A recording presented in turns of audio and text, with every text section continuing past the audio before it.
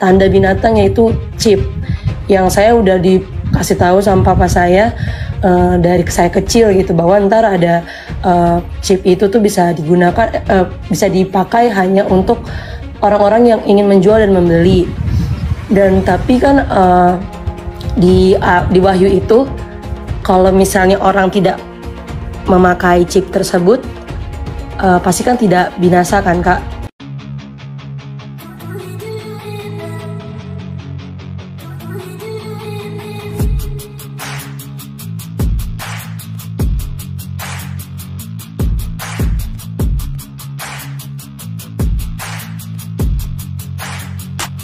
Selamat datang di channel Bela Kebenaran. Kami hadir untuk memberikan informasi opini dan atau fakta terhadap situasi yang sedang terjadi. Mari dukung channel ini dengan cara menekan tombol subscribe dan bunyikan loncengnya. Terima kasih.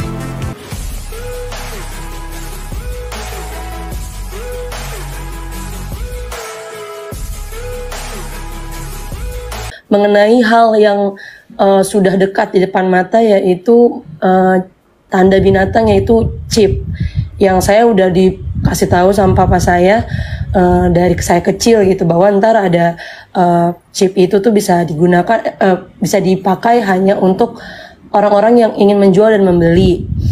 Dan tapi kan di Wahyu itu, kalau misalnya orang tidak memakai chip tersebut, pasti kan tidak binasa kan, Kak? Kalau misalnya orang di luar Kristen misalnya yang tidak memakai tanda binatang itu, apakah dia bakal diselamatkan juga oleh Tuhan Yesus atau tidak, Kak? Ya. Terima kasih, Kak. Tafsirnya itu bukan begitu ya. Jadi 666 itu tuh bukan chip. Saya jelaskan ya. Memang penafsiran modern bilang itu chip, itu bukan chip. Coba kita lihat.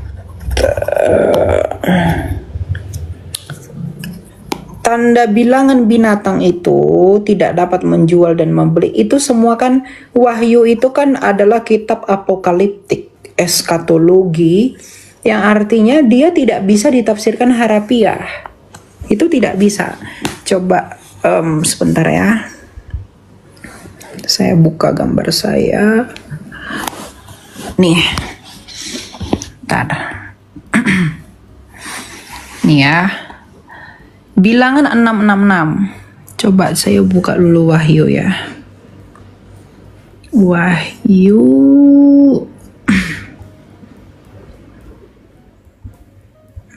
Bentar ya.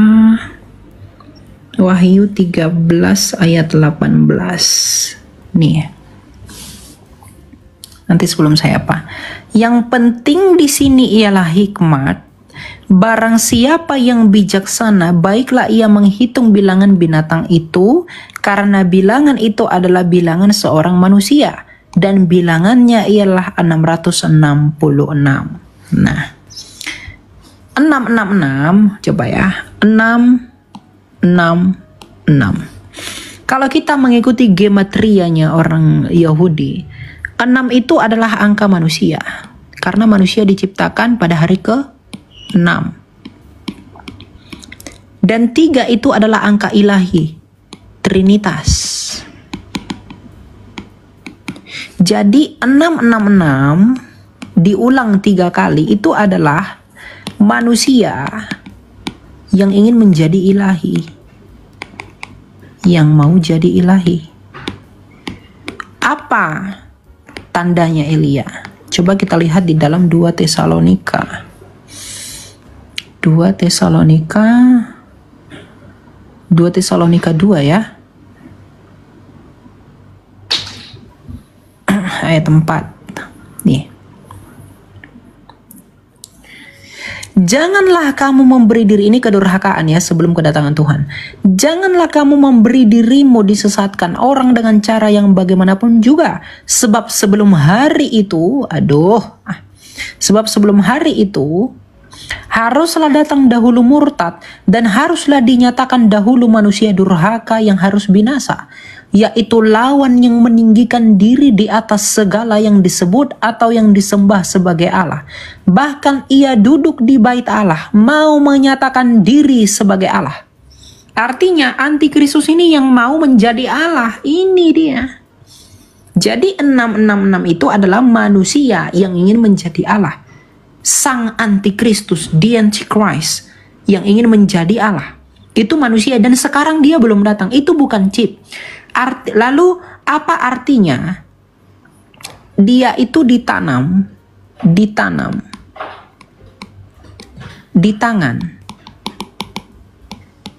dan di dahi. Kalau mengikuti pola pikirmu tadi, itu artinya chip yang di tangan biar bisa scan, di dahi itu otak diprogram bla bla bla. Bukan. Ditanam di tangan artinya tanda itu di tangan artinya mereka yang melakukan perbuatan seperti perbuatan antikristus. Ditanam di dahi artinya yang memiliki pikiran atau berpikiran seperti antikristus. Jadi mereka yang tanda 666 itu ditanam di tangan dan di dahinya artinya mereka yang melakukan perbuatan antikristus dan juga berpikiran mengikuti antikristus. Makanya di dalam kitab Wahyu dikatakan mereka yang mengikuti dan menyembah patung binatang itu. Jadi ini arti simbolis dalam pemahaman Yahudi. Itu tidak bisa ditafsirkan secara harafiah. Karena tidak mungkin chip di tanganmu bisa memengaruhi keselamatan rohmu. Karena chip itu adalah yang jasmaniah. Keselamatanmu itu adalah yang rohaniah.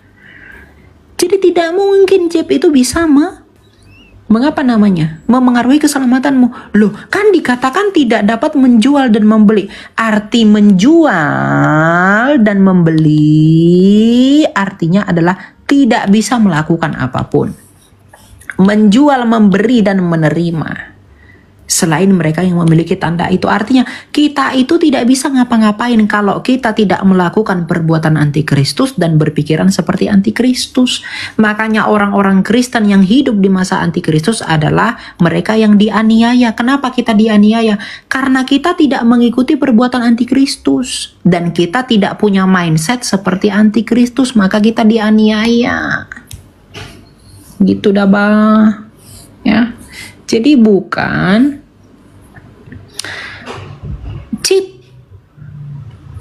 chip itu penafsiran modern. Bapak-bapak gereja ada nggak Timothy yang tafsirin begitu akan ada produk? Sejauh itu sih nggak ada ya. Nggak ada ya. Ini dasarnya. Jadi ya ini namanya gematria atau numerologi ya. Gitu ya, ini mana lu? Jadi itu bukan chip. Jadi kalau ada chip bla bla bla segala macam itu tidak akan pengaruhi keselamatanmu. Karena kalau ditanam di tangan dan di dahi artinya kamu dengan sadar melakukan perbuatan antikristus dan kamu dengan sadar mengikuti pikiran seperti antikristus. Maka dengan demikian kamu tidak selamat. Tapi kalau chip di tanganmu tapi tetap imanmu kepada Yesus, nggak mungkin kamu nggak diselamatkan. Apalah chip itu? Karena kalau kamu melakukan perbuatan seperti dia, artinya pikiranmu kamu balikkan dari pikiran Kristus ke pikiran antikristus. Kalau kamu berpikiran seperti antikristus dan melakukan perbuatannya, kamu dengan sadar mengikuti dia. Jadi bukan chip, ya, oke? Berarti yang bakal isunya beredar, yang bakal dipakai sama manusia chip itu untuk alat tukar jual dan beli itu berarti tidak apa-apa dipakai? Ya, enggak masalah. Enggak masalah. Itu kan hanya kemajuan teknologi. Iya, soalnya aku dapat pemahaman ini juga, maksudnya dari Papa dan temennya Papa, Pak Dharma Porengkun, gitu loh. Ya, itu memang ada yang menafsirkan begitu, tapi itu mayoritas orang-orang modern, orang-orang konvensional dan orang-orang apostolik itu tidak ada yang menafsirkan begitu. Gereja-gereja purba seperti gereja Ortodoks yang tertua, gereja Katolik, kemudian juga Protestan tradisional itu tidak pernah tafsirin begitu, karena itu wahyu, itu apokaliptik, ya, itu kitab eskatologi. Eskatologi itu akhir zaman. Gitu, jadi tidak perlu takut yang begitu ya. Oh ya, makasih Kak.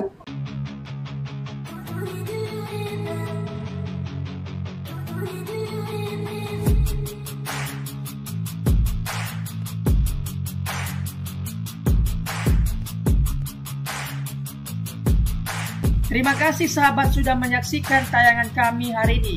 Tuhanlah yang membalas dan memberkati kita semua. Apabila sahabat diberkati, marilah kita dengan murah hati untuk share video ini kepada teman-teman kita yang lain, kepada grup-grup keluarga dan sebagainya. Dan jangan lupa meninggalkan komentar di bawah video ini, serta menekan tombol subscribe video kami, sehingga sahabat tidak ketinggalan video-video terbaru dari kami. Terima kasih. Tuhan Yesus memberkati kita semua. Dan dengarkanlah firman Tuhan singkat ini. Mintalah maka akan diberikan kepadamu. Carilah maka kamu akan mendapat. Ketuklah maka pintu akan dibukakan bagimu. Kita harus melakukan sesuatu sampai sesuatu itu akan terwujud atas hidup kita. Minta, cari dan ketuklah maka Tuhan pasti membukakan pintu. Lukas 18 ayat 1. Yesus mengatakan suatu perumpamaan kepada mereka untuk menegaskan bahwa mereka harus selalu berdoa dengan tidak jemu-jemu. Kita berdoa dengan tidak jemu-jemu. Terus minta maka pasti akan diberikan. Tuhan Yesus berkata, karena itu aku berkata kepadamu, apa saja yang engkau inginkan ketika engkau berdoa, percayalah bahwa engkau telah menerimanya dan engkau akan memilikinya. Amini ayat firman Tuhan ini, bahwa Tuhan pasti memberikan segala sesuatu yang kita butuhkan. Semoga Allah, sumber pengharapan, memenuhi kamu dengan segala sukacita dan damai sejahtera dalam iman kamu, supaya oleh kekuatan Roh Kudus kamu berlimpah-limpah dalam pengharapan. Terima kasih. Apabila sahabat ada komentar dan pendapat yang lain terhadap video hari ini, boleh tuliskan komentarnya, pendapatnya di kolom komentar di bawah video ini, sehingga kita boleh diskusi di sana.